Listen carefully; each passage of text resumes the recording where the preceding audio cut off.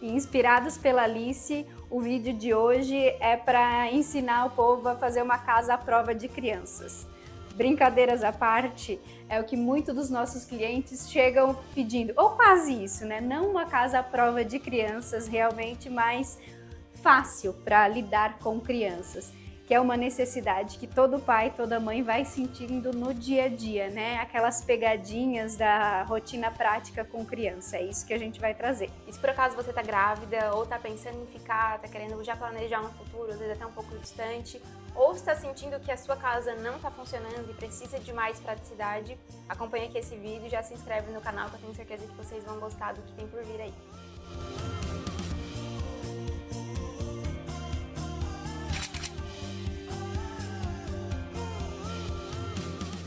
Vamos começar falando sobre organização de espaços, que é como a gente começa projetando mesmo, né? A gente sempre organiza esses espaços de forma macro, ou do maior para o menor.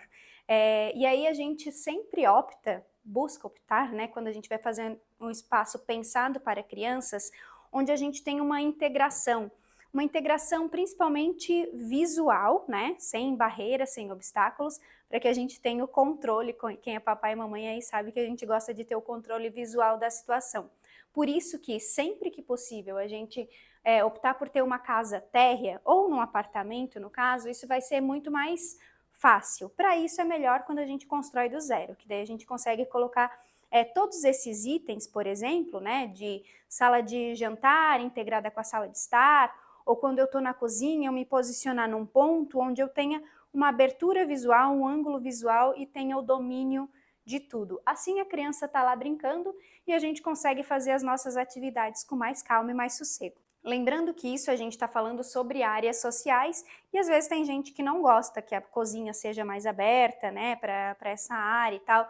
Então a gente sempre tem a opção de fazer esses espaços com painéis móveis, por exemplo. Tá, agora eu estou usando a cozinha, eu quero enxergar tudo, eu deixo aberto.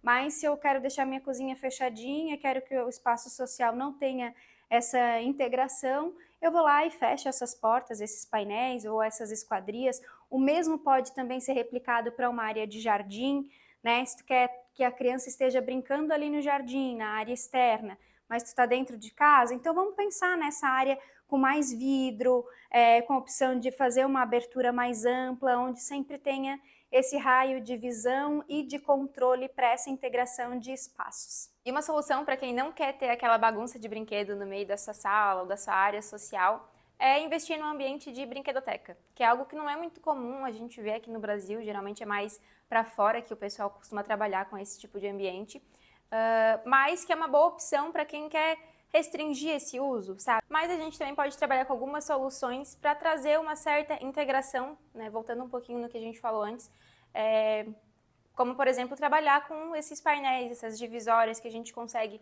ou fechar e deixar a criança lá no cantinho dela, brincando com as coisinhas e com tudo ali já planejado para a idade dela, né, adequado para essa situação, ou também abrir e deixar um pouco mais integrado para quem quer ter esse controle visual.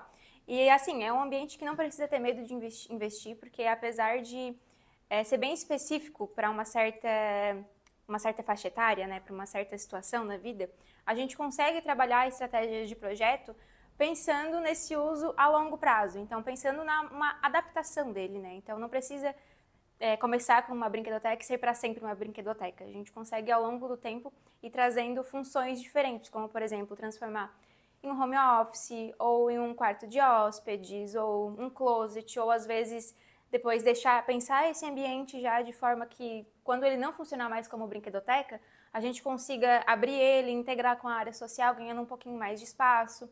Então a gente consegue ir modificando as funções ao longo do tempo, sem ficar preso em ser sempre uma brinquedoteca. E assim, não precisa ser um ambiente muito grande, só o tamanho adequado para acomodar essas funções. Então, por exemplo, ter uma mesinha para que a criança possa, né, na altura certa, para que a criança possa fazer atividades mais manuais, armários para guardar aquela baguncinha, às vezes tem alguns itens que são um pouco maiores, e pensar também no piso, né, para fazer ele de uma forma mais confortável, para que fique realmente mais gostoso de ela estar ali, e às vezes pisar descalço no chão, ou sentar para fazer alguma coisa. Então são pontos que a gente tem que levar em consideração na hora de projetar esse ambiente.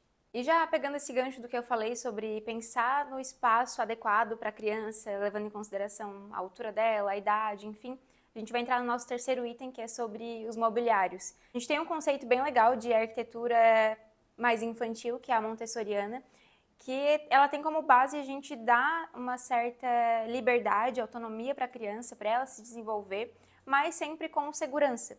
Então, por exemplo, alguns itens que a gente pode estar aplicando, né, para justamente dar essa autonomia mais de forma segura para a criança. A caminha, trazer mais para perto do chão, porque assim a gente não tem o perigo de ela cair, sair rolando, enfim, então fica sempre numa altura mais adequada. Trabalhar os armários com gavetas na parte mais baixa, para que a criança tenha acesso, ela consiga tirar o seu brinquedo e guardar o seu brinquedo também. Altura de bancada de pia, por exemplo. Às vezes, por ser um investimento um pouco mais alto, não vai querer fazer uma pia baixa para atender aquela idade específica da criança, mas a gente tem algumas soluções que a gente pode trazer para facilitar o uso dela enquanto ela ainda é pequenininha, como, por exemplo, trabalhar com uma escadinha móvel. E assim como a altura de bancada, também é legal ter mesinhas soltas na altura ideal. Como são soltas, a gente consegue estar substituindo facilmente depois. Então, pensar sempre nesse tamanho certo para a criança. E também é muito legal um item para gerar mais autonomia e desenvolvimento da criança, espalhar barrinhas pelo espaço, para ela poder ir se segurando, ir caminhando, e, enfim, poder se desenvolver mesmo. Esse é um assunto bem legal, que tem bastante coisa para a gente poder se aprofundar. Se vocês quiserem que a gente fale um pouco mais em detalhes sobre ele, deixa aqui nos comentários para a gente saber. E por fim, não menos importante, como projetar ou escolher o restante dos mobiliários para casa, porque afinal, aquela criancinha vai circular por tudo e é o que sempre os nossos clientes chegam falando, né? Para evitar as quinas. Então, estamos num momento muito bom do design, porque a questão dos arredondados, dos cantos arredondados, das formas orgânicas estão com tudo. Então, a gente sempre tem planejado os mobiliários para isso, e os próprios mobiliários prontos já têm vindo nesse sentido também. Podemos investir na escolha de um tecido, né, um tecido que seja mais prático para a limpeza. Então, o linho claro, né, cru, às vezes não tem sido bem aceito, mas a gente consegue trabalhar um mobiliário. Quer trabalhar um linho? Vamos trabalhar um cinza um pouco mais escuro para impermeabilizar, ou trocar por um couro, também dá para fazer assim. O couro também em tapetes para criança é super bem-vindo, porque na questão de limpeza, de higienização, ele é super prático, é um dos itens que a gente sempre aposta aqui.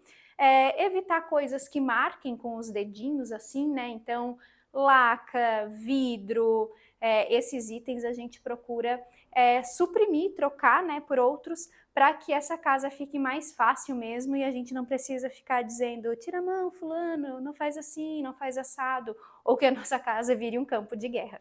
Então, assim, ó, quem já tem filho sabe, né? Cada filho é um filho, não existe uma fórmula mágica. Aqui são dicas que realmente podem facilitar a rotina, que é ficar de olho, contato visual, é ter aquela não preocupação, né? Se a criança está subindo no sofá ou não, riscar uma parede, a gente sabe como é criança. Então, a gente tenta trazer aí nesse projeto, se possível, começar bem, né? Pensar tudo bem do comecinho, facilitar, porque os papais querem curtir também. Se você gostou desse conteúdo, já acompanha a gente aqui, se inscreve no canal, curte o vídeo, compartilha com quem você sabe que está esperando filho, ou quer planejar, ou precisa mudar a sua casa, e até o próximo. Tchau, tchau!